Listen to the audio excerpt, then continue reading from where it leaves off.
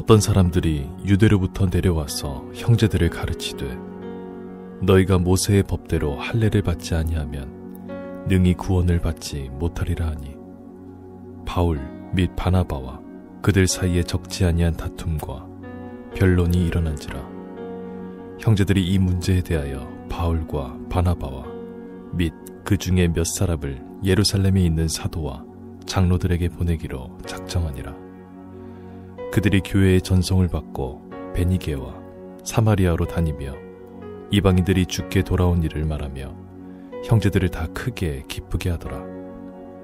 예루살렘에 이르러 교회와 사도와 장로들에게 영접을 받고 하나님이 자기들과 함께 계셔 행하신 모든 일을 말하며 바리새파 중에 어떤 믿는 사람들이 일어나 말하되 이방인에게 할례를 행하고 모세의 율법을 지키라 명하는 것이 마땅하다 하니라.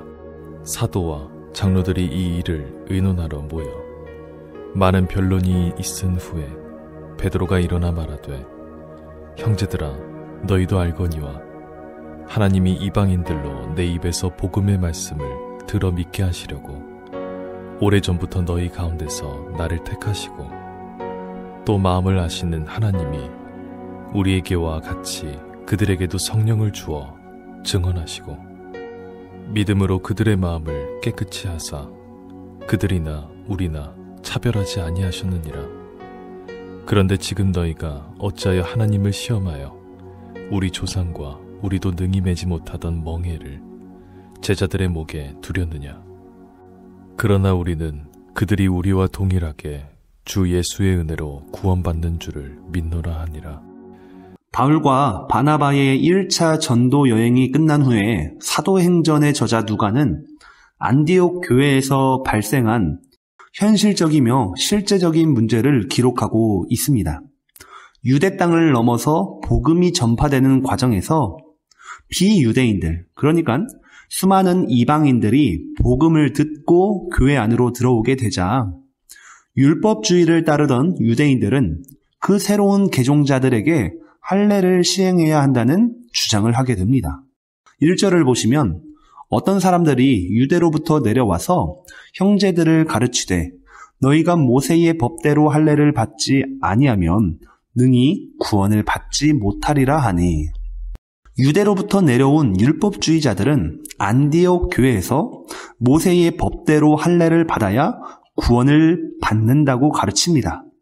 이 구원에 대한 가르침, 분명히 예수 그리스도의 복음과는 다릅니다.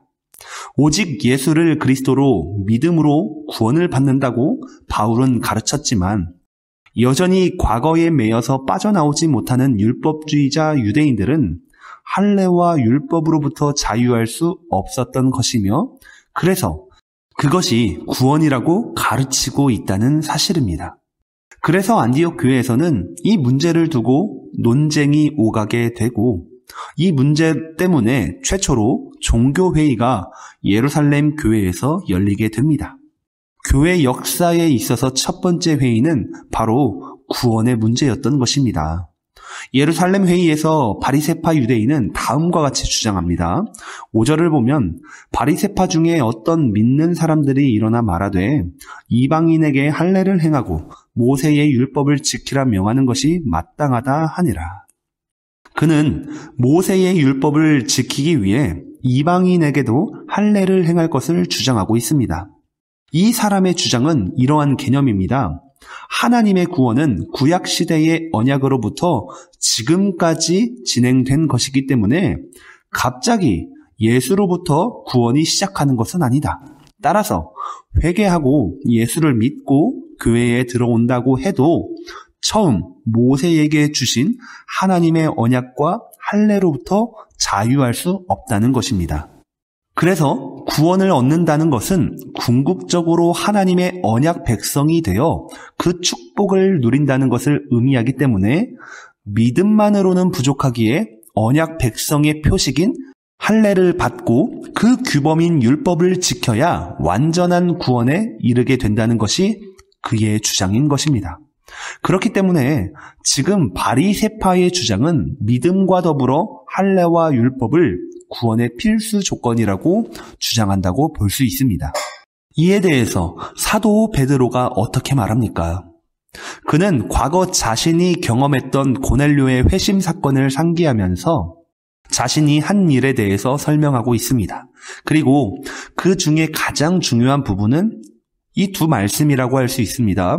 7절 중반절부터 보시면 하나님이 이방인들로 내 입에서 복음의 말씀을 들어 믿게 하시려고 오래전부터 너희 가운데서 나를 택하시고, 그리고 11절을 보시면 그러나 우리는 그들이 우리와 동일하게 주 예수의 은혜로 구원받는 줄을 믿노라 하니라. 이 말씀입니다.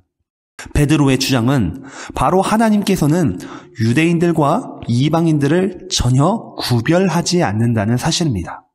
하나님께서는 유대인이나 이방인을 동일하게 보시는데, 그렇게 동일하게 본다는 의미는 이방인이 유대인처럼 동일하게 할례를 받아야 하는 것이 아니라 그 반대입니다. 그 반대로 유대인이든 이방인이든 복음 앞에서 회심함으로써 주 예수의 은혜로 구원받는다는 것을 의미한다는 것입니다. 구원의 주도권과 그 조건은 우리에게 있는 것이 아니라 오직 예수 그리스도에게 있다는 말로써 할례가 구원과 상관없기에 이제는 유대인이나 이방인 모두 예수 그리스도의 복음 앞에서 믿음으로 회심해야 한다. 베드로의 말이라는 것입니다. 오늘의 말씀을 묵상하면서 한 가지 깨닫는 것은 하나님은 오늘도 우리에게 믿음 한 가지를 요구하시며 믿음으로 살아갈 것임을 요구하고 있다는 사실입니다. 우리는 믿음으로 의롭게 됨을 다시 한번 믿고 의지해야 할 것입니다. 결코 나의 사역과 나의 행위, 열심을 통해서 우리는 구원받을 수 없습니다.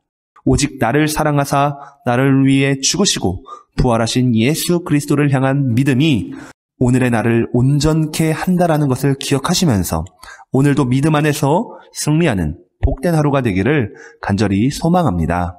아멘.